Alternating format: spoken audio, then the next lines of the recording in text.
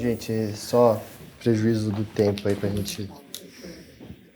primeiro agradecer aqui o Luiz, né, de vir falar com a gente, e trouxe uma apresentação também para ajudar, mas a ideia aqui é mais a gente tentar aí bater um papo e ser uma coisa mais dinâmica. Até, não sei como é que foi a anterior, mas o pessoal interrompia durante a apresentação. Eu acho melhor também, assim, se alguém tiver algum ponto que viu, quer tirar uma dúvida, eu acho que é o mais dinâmico, mais participativo, né? Então, Luiz, assim, acho que a gente sempre começa um pouco, vocês meio falando o que é a empresa, né? Tipo, que negócios, que tá, uma ideia geral do business, e depois a gente vai falando, quem é os controladores, etc. Se pudesse começar falando Legal. um pouco o que é, vamos lá. Ó. Tá bom. Obrigado aí, Vlad e Maíra, pela oportunidade. Bom dia a todos. Eu sou o Luiz Coimbra, da Alupar. Então, falando um pouquinho da companhia, a Alupar é uma empresa de transmissão e geração de energia. Tá? O nosso core business é transmissão. A gente tem hoje do nosso EBITDA, né, da nossa geração de caixa, mais ou menos 75% proveniente de transmissão, tá?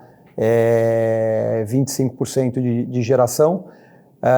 A empresa ela atua no Brasil inteiro, então a gente tem 9.300 quilômetros espalhados aí de linha de transmissão pelo Brasil.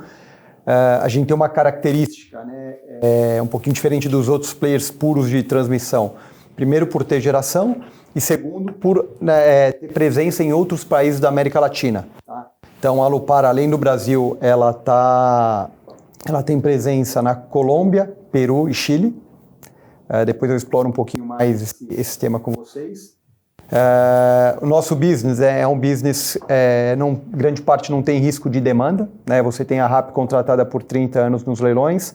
Na parte de geração, a gente tem uma boa parte de contratos antigos que são do mercado regulado, então também são contratos longos reajustados por inflação, contratos de 30 anos. E temos alguns contratos menores agora, acho que tem uma dinâmica mudando no mercado. Hoje você tem um crescimento mais via Mercado Livre, mas de uma forma geral a companhia tem um fluxo de caixa bem previsível, né, sem risco de demanda. Grande parte da nossa receita é indexada em PCA, então a gente tem ali mais ou menos 65% da nossa receita indexada em PCA, o remanescente em GPM, e uma parcela pequenininha está indexada em PPI, inflação norte-americana, dos projetos lá de fora. Todas as concessões, né, são concessões longas.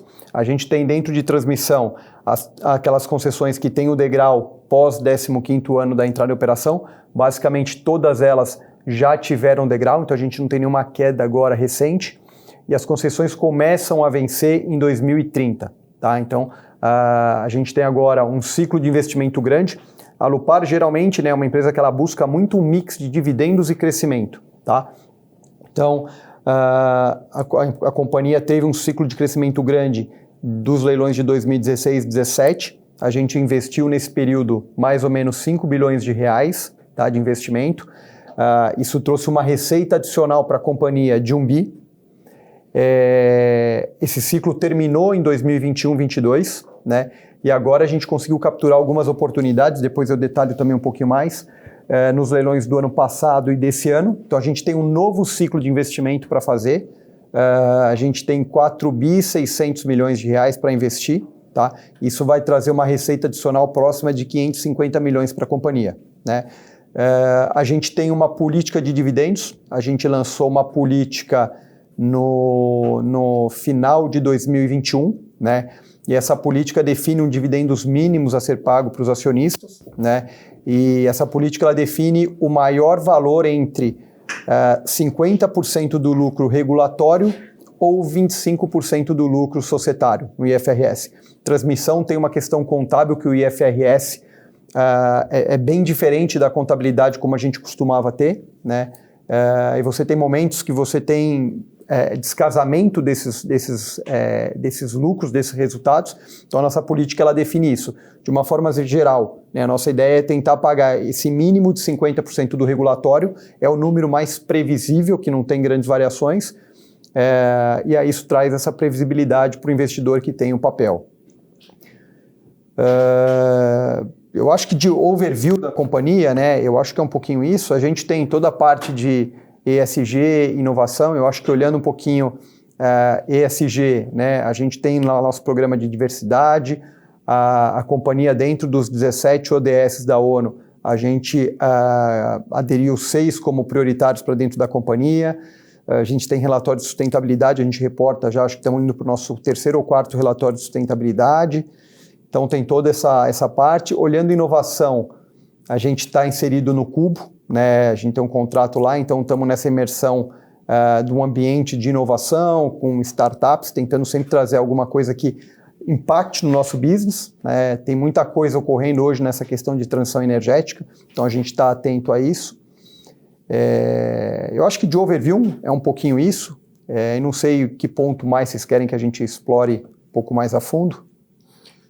Não, acho que a gente aqui, eu vi que tem aqui a posição acionária, né? A gente tem a família controladora, tem algum grupo mais além da família Godoy? Ou... Vamos lá. A empresa ela tem um controle, né, definido, que é uma família, a família Godoy Pereira, eles têm 52% da companhia, o restante está no free float. A companhia ela foi listada em 2013, tá, o nosso IPO. Depois do nosso IPO, a gente fez mais 3 acessos ao mercado. Então, a gente fez um aumento de capital privado em 2016, 2015. Fizemos um follow-on em 2017. E há 2 anos atrás, em 2021, a gente tinha um outro sócio, que era o FI-FGTS, que saiu da companhia. Então, em 2019, foi uma oferta secundária, dando a saída do FI. Então, basicamente, não tem outro, olhando acordo de acionistas, bloco de controle, o controlador, agora para o restante é tudo free float. Tá, aqui eu vi que você pôs aqui listando os ativos, né? Se a gente, quando compara Brasil, a legislação aqui com a regulação aqui com a regulação lá fora, o que você pode destacar assim, de diferença, né? Tá bom. No Brasil, né, as concessões de transmissão elas têm um prazo de 30 anos. Né? Lá fora, as concessões, se a gente olha Chile e Colômbia, essas concessões são perpétuas. Tá? No Peru, ela não é perpétua, mas a concessão ela conta 30 anos pós a entrada em implantação do ativo, em operação do ativo. Então, aqui no Brasil, quando você tem os 30 anos, se fala muito em antecipação de prazo de obra, né? Porque você ganha 1 ano, 2 anos de receita adicional. No Peru você não tem isso. Você entrou em operação, aí você vai contar os 30 anos. Tá? E Chile e Colômbia, a concessão é vitalícia. Além disso, essas concessões são reajustadas pela inflação americana e são dolarizadas. Isso quando a gente fala de um projeto de infraestrutura, né, transmissão ou geração, você acaba alavancando esses projetos 70%, 80% de alavancagem. Quando você fala de um projeto dolarizado, você tem uma vantagem que você consegue acessar recurso do mundo inteiro. Né? Aqui no Brasil a gente está muito focado, você tem os bancos de fomento, né? E hoje o que suporta muito o investimento nessas empresas são as debêntures de infraestrutura, né? Que aí tem um viés de isenção para pessoa física, isenção de IR, então é um fomentador desse mercado. Mas você pode concorrer com outros setores, né? E o mercado do Brasil ele é um pouco menor, então você pode ter um momento que você tem rodovia, saneamento, outros setores vindo, e esse custo extrapole um pouco, fique mais caro por essa questão. Quando você olha esses países, por ter essa vantagem de ser dolarizado, você pode tomar dívida no mundo inteiro. Então você tem um custo atrativo, né, e uma previsibilidade de ter essa captação. E vocês usam lá fora banco de fomento? Que tipo de... Você falou que é um mercado, obviamente, muito maior e mais amplo, bonde. Como é que hoje vocês estão se financiando? A assim? gente tem... Que eu não sei, de repente a gente pode ter... Estamos falando aqui opções de investimento lá fora. Lá fora, né? Hoje a gente não tem bonde ainda lá fora, a gente se financiou em outros formatos. A gente fez mini-perm com bancos, estruturas mais bilaterais. Mas a gente tem dentro desse ciclo novo de investimento que eu falei para vocês, hoje, só para dar um overview do que a gente tem lá fora, tá? A gente tem uma usina hidrelétrica operando no Peru, tá? Ela está operando desde 2017, 2018. A gente tem uma linha de transmissão e implantação em fase final na Colômbia, e a gente tem uma PCH de 19 megas na Colômbia. Isso era o que a gente tinha até então. Com esse novo ciclo que a gente ganhou no ano passado, a gente agrega 3 novos ativos. Então a gente está agregando uma linha na Colômbia, uma linha no Peru e uma linha no Chile, tá? Então a gente está falando aqui de ordem de grandeza de 600 milhões de reais de CAPEX para ser feito, por uma RAP de aproximadamente 80 milhões, né? Então agora a gente vai ver, a nossa ideia, a gente vai começar a implantar esses projetos, estamos em fase de licenciamento, mas possivelmente no futuro a gente vai conseguir empacotar todas as dívidas, e aí sim, porque o bonde ele tem um tamanho mínimo, né, para você fazer, se fala muito mercado lá fora, um mínimo para você fazer uma estrutura dessa é 300, 400 milhões de dólares, então você tem que ter um certo tamanho. Com esses projetos, mais os projetos que a gente tem, faz sentido pensar lá na frente numa estrutura de ter um bonde para financiar todos esses projetos. Legal, e eu acho que o bom você falou do RAP investimento, que quando a gente compara esse indicador aqui no Brasil, a gente vê pelo menos os leilões aí recentes, eles estão, você falou 12, a gente vê muito mais na linha do 10 para baixo, né? Então isso aí já é um bom indicador que o retorno lá fora tende a ser um retorno melhor do que aqui, né? Sem dúvida, Vlad, e trazendo um ponto adicional nessa conta, que quando você faz essa comparação, né, você olha esse múltiplo, lembrando que no Brasil a concessão ela é finita, 30 anos, lá fora a concessão é perpétua, então a conta ainda distorce mais ainda positivamente. Ainda, só, né, o RAP, todo mundo acho que já sabe aqui, a receita anual permitida é meio que a receita que a linha recebe aí todo ano. Tem um ponto importante, acho que falando de regulação lá fora, que você tinha me perguntado, só que eu acabei esquecendo, mas acho que é bom trazer, porque está acontecendo com a gente agora. Aqui no Brasil, quando você atrasa um projeto, né, se for por uma questão de licenciamento ambiental, você até consegue ter algum waiver, né, só que esse waiver ele vai se caracterizar numa extensão de prazo, né, você prorroga a data da sua entrada em operação, tá? Você não tem direito a nenhum recebimento de receita em função desse atraso, né? Então, olhando o retorno de projeto, isso acaba atrapalhando um pouco, porque você pode ter feito uma parte do projeto, uma parte do seu investimento, por uma questão de meio ambiente, você não consegue terminar ou a linha atrasa e você já tem um recurso feito lá atrás. Então, a sua TIR de acionista ela acaba piorando. Quando a gente olha a Colômbia, por exemplo, como é que funciona? E é um caso nosso aqui, a gente tem uma linha que chama TCE, tá? É uma linha que a gente está construindo, uma linha de 235 quilômetros. Lá o licenciamento não é feito de uma forma integral, ele é feito torre por torre, tá? Ele é um licenciamento mais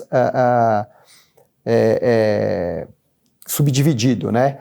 E lá a gente essa linha tinha que ter entrado em operação em novembro de 21, tá? Teve um atraso do órgão ambiental, são 450 torres, mais ou menos essa linha, e a gente tem 17 torres que não teve, o licenciamento ainda não foi concluído. Então, quando chegou em novembro, você tem uma figura ali de como se fosse um auditor independente, que ele vai fazendo a verificação, né, de tudo que você tem de comunicação, né, interação entre a concessionária e o órgão ambiental, e toda vez que você vai tendo um atraso do órgão ambiental, isso vai sendo computado. Então, quando chegou lá em novembro de 21, o órgão regulador lá falou, a gente entende aqui que vocês têm um atraso, foram quase 500 dias, tá, de 1 ano e meio, né, em função do órgão ambiental, e estenderam a entrada em operação desse projeto para o meio de 23, para junho de 23. Porém, a grande diferença é que você começa a receber receita naquela data. Então, a gente está recebendo receita na TCE desde novembro, dezembro de 21, tá? O prazo para entrar em operação era o meio de 23, quando chegou no meio do ano passado, de novo, né, essas 17 torres continuavam pendentes, a gente teve uma nova extensão de prazo para o meio desse ano, né, e você tem a continuidade do recebimento da receita. Então isso é um ponto diferente na regulação de lá, que gera bastante valor, tá? É bem diferente daqui. E aí, assim, passando um pouco, que acho que essa é uma diferença estratégica que vocês têm, principalmente em relação aos outros dois players, vamos dizer, puros de transmissão, né, que por motivos óbvios eles não o controlador ser um agente de fora, né, da Colômbia, eles não investem fora do Brasil. Um outro ponto, até eu comentei com o pessoal aqui, aí eu queria que você pudesse explorar um pouco a questão do EPC, né? Porque normalmente a gente vê as empresas mais, vamos dizer, tradicionais, elas contratam um construtor, vocês acabam contratando os diversos elementos do EPC de forma... Como é que se dá isso e por que vocês conseguem fazer isso? Legal. Isso vem um pouco do background da família, né? A família atuou durante muito tempo. Esse setor, né, de concessão, ele é um setor relativamente novo, né? Você teve abertura para o capital privado ali nos anos 2000, que você começou a ter os leilões de transmissão. Antes isso era tudo do governo, né? O controlador, ele operava na outra ponta. Ele tinha uma empresa, né, de engenharia que fazia obras e prestava serviços, né, no setor de energia. Então, qual que é a grande diferença da forma com que a gente trabalha com o mercado, né? Como o Vlad comentou, o mercado, de uma forma geral, trabalha com o EPCista, o turnkey. Então, ele vai lá, vai contratar uma consultora grande. Essa consultora grande, ela não faz todos os itens de um projeto. Então, você pega qualquer construtora, ela não produz o cabo de alumínio. Ela não produz a estrutura metálica, ela não produz isolador. Ela vai nos suppliers, compra toda essa cadeia, né, empacota num projeto, coloca uma margem em cima e presta o serviço para a concessionária. Como é que a gente faz? A grande diferença da Alupar, a gente tem uma equipe de implantação, né? A gente não tem a mão de obra que presta serviço. A gente tem um time que faz a gestão. Então, a gente vai fazendo a contratação direta de cada um desses fornecedores. Então, cabo de alumínio. Eu vou no fornecedor do cabo de alumínio e contrato direto o cabo de alumínio. E aí, e assim por diante, né? E eu posso, inclusive, importar. A gente já trouxe cabo de alumínio do Bahrein. Lá na Colômbia, a gente está trazendo estrutura metálica da Índia, né? Eu tenho uma flexibilidade, eu não tenho o custo adicional do EPC e, principalmente, eu tenho muito mais gestão sobre a obra, né? Se a obra tiver, quando você está com um EPCista, né, e você tem atraso numa cadeia de fornecimento, dificilmente você vai conseguir ter alguma gestão, porque você não tem contrato direto com ele. Quem tem contrato é a construtora. No nosso caso, os nossos contratos são diretos. Então, se eu tenho algum fornecedor que seja de serviço ou de equipamento que não está performando, eu consigo de uma forma rápida ou criar um plano de ação ou mesmo substituir esse fornecedor, né? Então, o que a gente faz? O que o nosso time de implantação faz? Ele faz exatamente essa gestão que o EPCista faz. Ele subcontrata todos os itens, monta todo o cronograma de entrega, execução, contratação de prestadores de serviços e conduz a obra. Então, essa é a forma da gente trabalhar. Isso não, na prática, né, nem sempre se reflete em menor custo, mas se reflete em menos surpresa. Quando você participa de um leilão de transmissão, a ANEEL faz uma estimativa de orçamento e cada empresa que está bidando ali faz o seu orçamento, faz o seu levantamento para decidir aonde vai bidar e qual retorno esperar. Quando você contrata um EPCista, você está confiando naquele CAPEX, né, naquele investimento que ele te colocou. No nosso caso, a gente tem um banco de preço interno, então eu faço um orçamento interno. Então, dificilmente eu vou ter desvio do meu investimento previsto no leilão para o investimento que eu concluí o projeto. Às vezes, o meu orçamento pode estar acima do orçamento da ANEEL, né, da estimativa. Aí eu acabo não bidando, né, no leilão. Ou eu bido no teto, buscando um retorno. Então, assim, não é que sempre eu vou otimizar o CAPEX, mas eu vou ser mais assertivo nele. Muito bom. A gente falou aqui dessa diversificação geográfica, a gente falou dessa questão do EPC. O que mais da parte estratégica assim, você gostaria de destacar na Alupar? Tá. Eu acho que a gente sempre procurou, né, expandir um pouco o nosso mercado. Então, tanto a parte geográfica, né, expansão para fora, e voltando um pouquinho ali para 2005, quando a gente entrou no segmento de geração, a Alupar começou, né, a gente entrou no segmento de transmissão, né? Aí você teve ali um período de muita concorrência, tinha muito investimento de fora, né, os leilões com muito pouco retorno, e ali se buscou diversificar, né? Como é que a gente pode dentro do setor, né, das atuações que a gente entende que são parecidas com transmissão, algo que a gente sabe fazer e sabe executar. O que a gente consegue executar? Foi aí que a gente entrou no mercado de geração. Posteriormente, né, ali a gente, a mesma coisa, voltou a ter muita concorrência nesses dois mercados, a gente expandiu para a América Latina. Então, acho que a empresa vai sempre buscar, dentro dos setores que ela conhece, que ela atua, né, transmissão e geração, alternativas de crescimento. Acho que o nosso principal foco são projetos Greenfield, né? A gente entende por essa questão que eu acabei de mencionar para vocês, o EPCista, né? Não fazer o EPC, fazer a gestão interna. A gente entende que a gente consegue gerar mais valor para o acionista do que no Brownfield, né? A gente olha M&A, né? A gente participa de vários processos, mas M&A é mais custo de capital, né? Mas é uma outra frente de crescimento da companhia. Legal. Aí, assim, indo mais para o específico, né? Tem um projeto aí bem relevante de vocês, que é TNE, né? Que daí, talvez dando só um introdutório. A TNE é uma linha que liga Manaus a Boa Vista, né? Tá ali.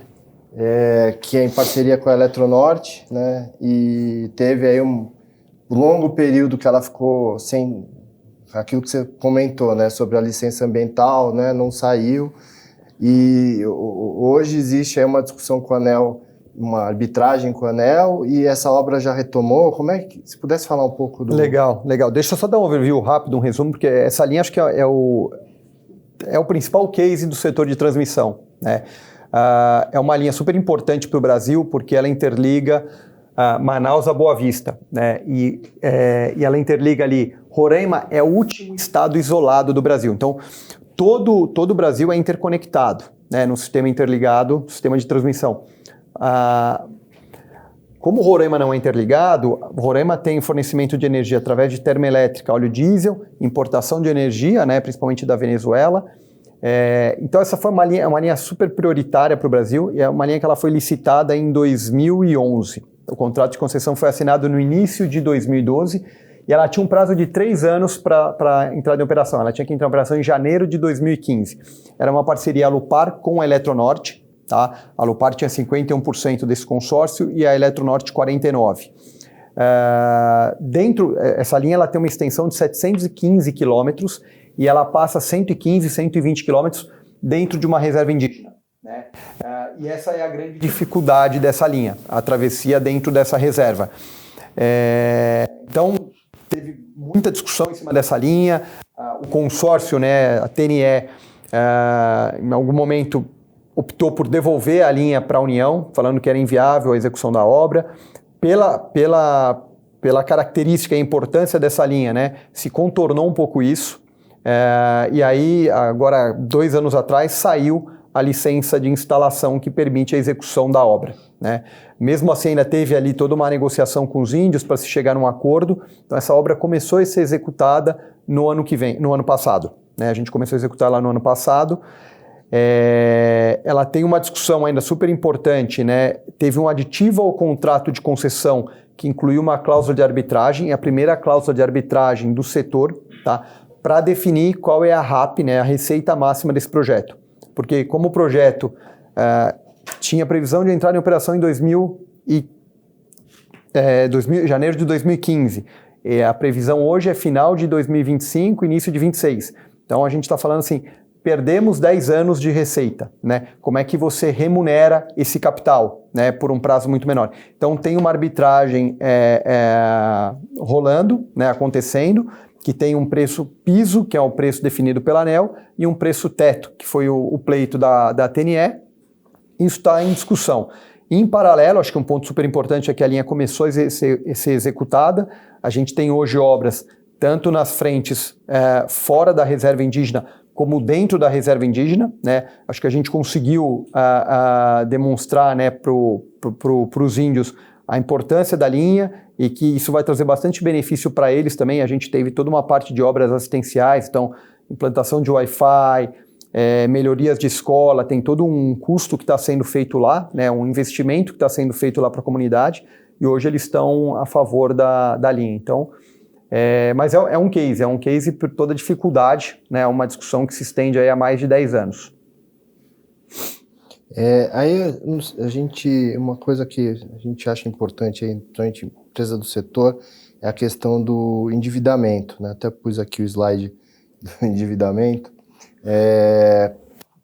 Primeiro, assim, falar um pouco dessa composição de dívida, né? Como é que ela conversa com o resultado de vocês e um pouco do tamanho, como é que essa gestão, né? Legal. A gente tem, de novo, né, todos os projetos que a gente ganha, a gente busca ter uma alavancagem ótima, né? Isso melhora muito o retorno do acionista. A gente tem projetos em regime de tributação de lucro real, então você tem um aproveitamento de tax shield aqui na alavancagem. A gente tem hoje um covenant na dívida da holding de 4,5, 4 vezes e meio dívida líquida EBITDA, e a gente tem de algumas SPS que é um pouco mais antiga, que esse limitador está em 3,5. Tá? Tinha uma escadinha e hoje ele está em 3,5 e a gente está tentando convergir todos para 4,5. Né? O que acontece? Se vocês olharem, tem até só um outro slide aqui, esse slide. Aqui a gente mostra um pouquinho até a trajetória, né, da nossa alavancagem. Então, 2017, né, é um ano que basicamente a gente não tinha grandes projetos em execução. Você vê que a nossa alavancagem estava ali em 2018 2,3. Aqui começou o ciclo de investimento que a gente fez dos leilões de 2016. Né? Só para dar uma ordem de grandeza, eram 5 bilhões de reais de CAPEX para ser executado e a empresa naquele momento tinha um EBITDA de 1.300. Tá? Então era bem relevante para a companhia. Então a gente foi executando, o pico da dívida bateu ali em 2020, 4,7, né? Aí a gente já voltou a desalavancar, a gente fechou o ano agora 23 com 3,4, tá? A gente colocou essa métrica ali de 3 a 3,5, que a gente acha que é um regime ótimo para se trabalhar, porém a gente vai sempre ter picos de alavancagem em momento que a gente tem execução de projetos, né? Então agora a gente entrou num novo ciclo. Então eu tenho uma amortização grande, tá, nas minhas dívidas, eu vou amortizando e vai entrando dívidas novas. Então a gente deve margear para cima dos 3,5, acho que a gente deve chegar em 3,5 e 4, tá? E quando a gente está muito para baixo também, muito desalavancado, a gente acaba podendo ter, a gente fez isso já no passado, a gente aumenta um pouco o payout de dividendos, né? Você tenta compensar isso, mas eu acho que uma estrutura ótima aqui, Vlad, entre 3 a 3,5, tá? Em picos de investimento margeando 4 vezes, dívida líquida EBITDA. E aí eu acho que uma coisa também que mudou muito, que antes se fiava muito em BNDES e agora a gente começa a ver, como você falou, dentro de infra, captações mais de mercado e também acaba tendo muitas rolagens, né? Os instrumentos de mercado, como é que vocês estão? Legal. Basicamente lá atrás, todo esse setor era financiado por bancos de fomento, né? Principalmente o BNDES era o maior financiador, né? Quando a gente ganhou esses lotes de 2016, o mercado de debênture ainda não estava tão aprimorado, né? E aí esse mercado acabou surpreendendo muito. Eu acho que principalmente quando você vai num banco de fomento, você tem uma regra, né? E você não consegue customizar essa dívida. Quando você vai para a dívida de mercado, você consegue customizar. E o que a gente acabou vendo na prática você consegue prazos mais longos. A gente fez emissão com mais de 20 anos, tá? E com customizações que você consegue deixar, você amortiza uma parte da dívida, deixa uma parte relevante para refinanciar em algum momento, né? Então você acaba tendo um serviço de dívida menor durante os primeiros anos. Isso tudo traz melhora para o retorno do acionista.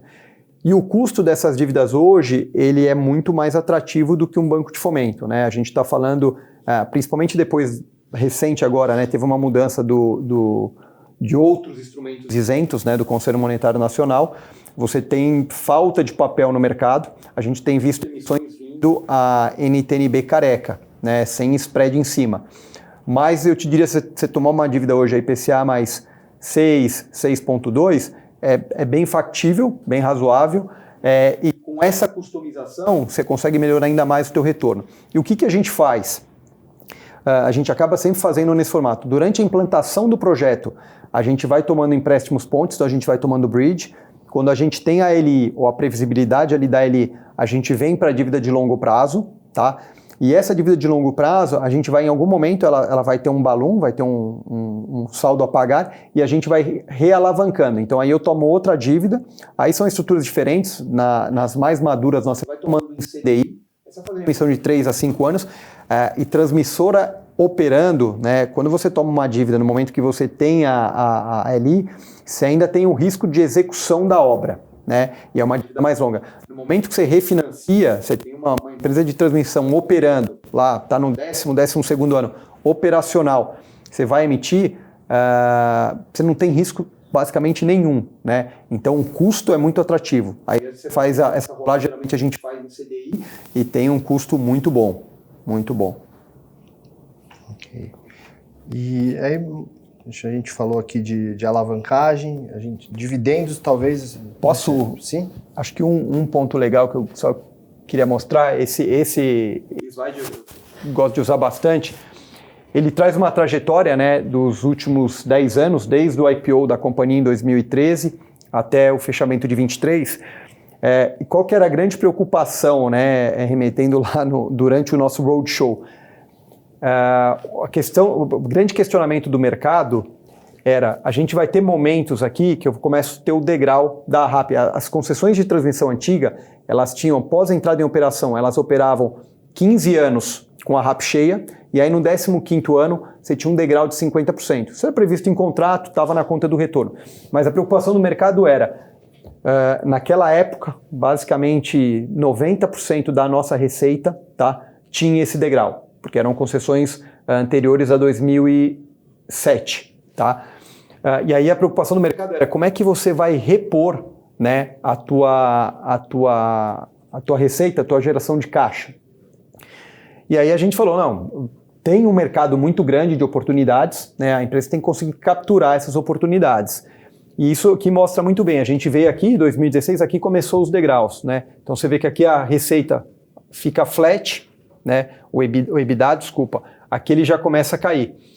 E aí acho que o ponto mais interessante, não só a gente repôs, se vocês olharem ali 2023, o nosso EBITDA que bateu ali 2016 de 1 bi e 400, 2 bi e 600, como a margem EBITDA hoje é superior à margem que a gente tinha. A gente trabalhava com uma margem para transmissão aqui de 88,5%, hoje a gente trabalha com uma margem de transmissão 81%. Então, não só a empresa conseguiu repor, né, então aumentou o duration, aumentou o fluxo da empresa, né, da geração de caixa, como com melhores retornos, com melhores margens. E agora a gente está passando de novo por um processo desse. Né? A gente tem esse novo ciclo de investimento que a gente pegou, né, que vai agregar aí quase 550 milhões de receita adicional a partir da entrada em operação dos ativos.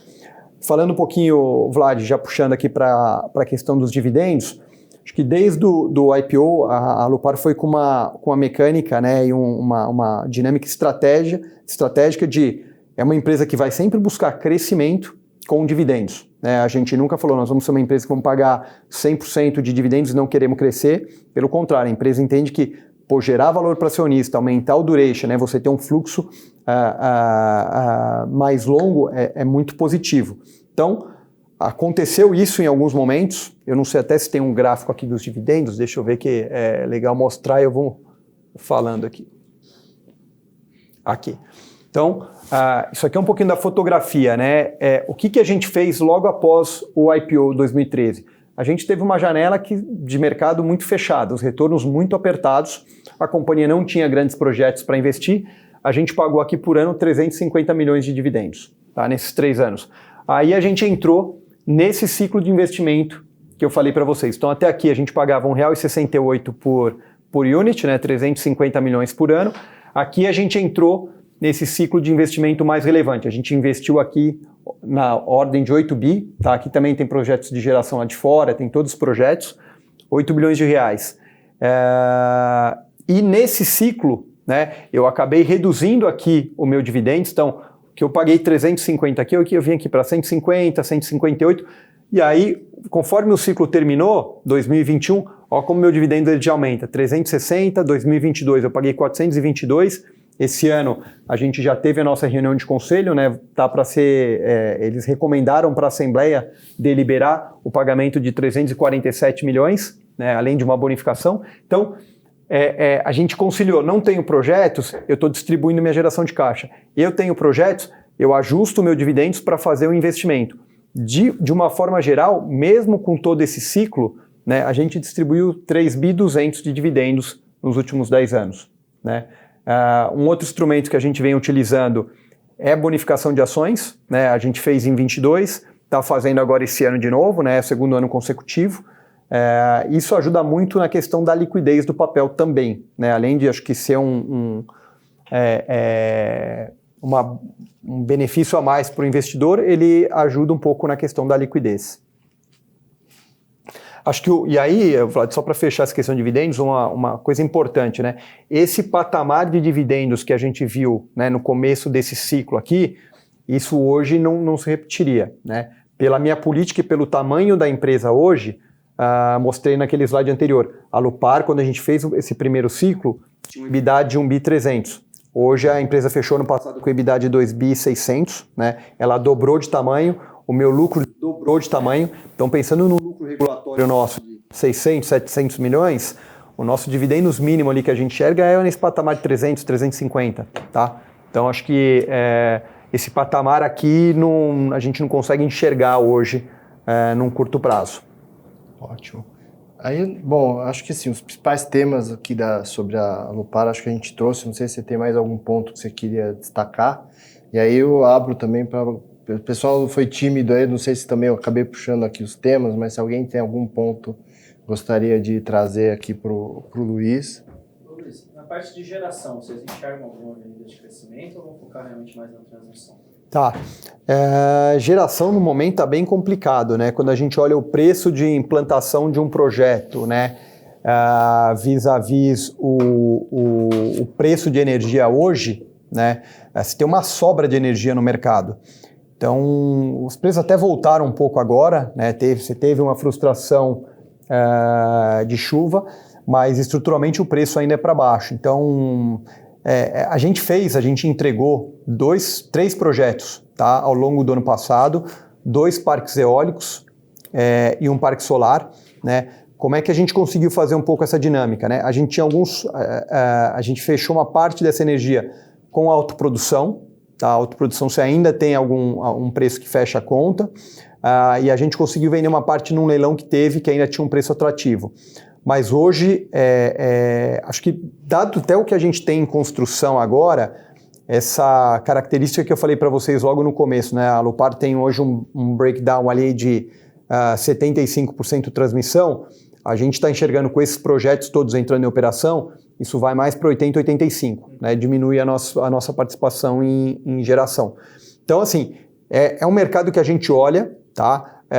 A gente tem uma plataforma, então isso traz bastante vantagem. A gente opera vários ativos remotamente, né? A gente consegue ter sinergia de custo, mas com o mercado no cenário atual, a gente não consegue viabilizar nenhum projeto.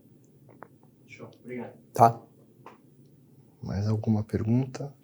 Esse leilão de quinta, o que vocês acharam, assim, linhas bem gerais, deságio, retorno? Foi um leilão bem concorrido, né? A gente já esperava. O leilão de dezembro, ele, por ter a questão do grande lote ali ser corrente contínua, várias empresas ficaram de fora daquele leilão e já tinham se pronunciado que estariam nesse leilão de agora, né? De quinta-feira. A gente tinha mais ou menos um mapeamento da concorrência, do como foi, né? Um outro lote, a gente achou que o pessoal foi um pouco mais agressivo, né? Mas eu acho que pela dinâmica, por você ter algumas empresas que ficaram de fora, né? Por ter um pipeline grande para fazer e já tinham declinado de participar, acabou tendo oportunidade para os players, né? Você teve um player novo, né? O BTG, o fundo entrando, né? Talvez a gente não imaginasse que eles tinham apetite para todo esse montante. A Eletrobras tinha voltado já, né? Depois de privatizar, ela já tinha ganhado um leilão recentemente, mas mais tímida. Acho que agora veio com um volume um pouco maior. Mas olhando o nosso lote específico, eu acho que a gente conseguiu capturar uma boa oportunidade. A gente chegou aí para o Viva Voz num outro lote, né? Com outro player, acabamos perdendo. Mas eu acho que é um lote grande que a gente pegou, 1.4 bi investimento. A relação RAP CAPEX ficou acima de 11, né, um pouquinho acima de 11. Então, dentro da dinâmica, leilão sempre é competitivo, é concorrido, né? E eu acho que, olhando os leilões Alupar, a gente estava sem ganhar leilão. O último leilão que a gente tinha participado e levado um lote tinha sido o leilão que a gente ganhou uma transmissora que chama TSM, em abril de 2017. Tá? Aí a gente conseguiu um lote no leilão de dezembro 21, então 5 anos depois, né? O ano passado foi muito bom, né? A gente acabou os 3 lotes lá fora, mais esse, mais o lote de dezembro, e agora esse. Então acho que dentro de toda a competição, acho que a gente conseguiu algumas oportunidades. Teve uma dinâmica que favoreceu. Bom, mais alguma? Então, é isso, Luiz. Acho que, bom, mais uma vez, muito obrigado. Acho que a ideia aqui foi a gente tá tentando aí criar um formato novo para vocês terem a oportunidade de acessar o pessoal de uma forma mais direta e vocês também, né, terem essa chance. Então, eu queria agradecer de novo e vamos ver se ano que vem a gente faz aí o segundo Utilities Day. E aí contamos com vocês. Vamos sim, a gente que agradece, tá, Vlad, pela Aliás, a ideia surgiu de uma discussão nossa. De uma discussão nossa, é verdade. É verdade. Temos que dar aqui o pai da matéria. Foi em conjunto. E obrigado a todos aí, a gente fica à disposição.